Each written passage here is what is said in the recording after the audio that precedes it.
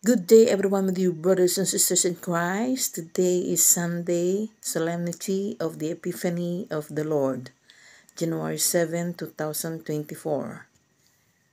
Welcome sa aking video. I am Myrna De Leo Mariano, CDS Philippines. Would like to share the gospel for today. Please don't forget to subscribe, like, and share sa aking video. Let us pray first to the Holy Spirit. Come, Holy Spirit, grant us the gift of wisdom. And our gospel for today is according to St. Matthew chapter 2, verses 1 to 12. Ang pagdalaw kay Jesus. Ang pagpapahayag ng mabuting balita ayon kay San Mateo.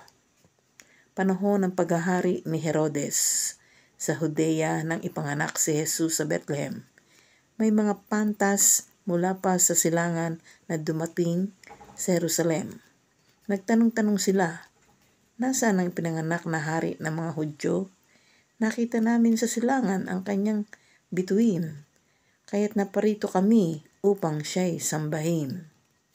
Nang mabalitaan ito ni Haring Herodes, siya'y naligalig, gayon din ang buong Jerusalem. Kaya't tinipon niya ang lahat ng mga punong pari at mga tagapagturo ng kautusan at sila'y tinanong, saan ba isisilang ang Kristo?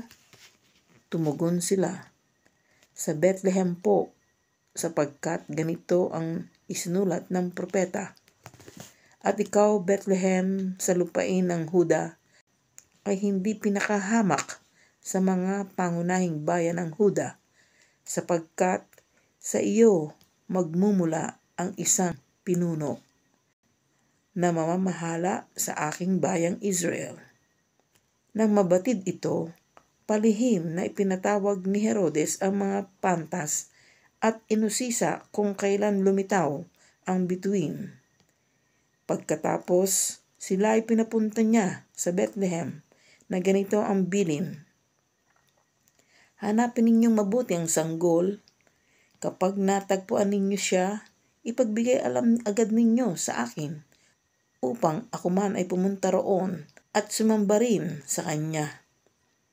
Pagkarinig sa bilin ng hari, sila'y nagpatuloy sa paghahanap.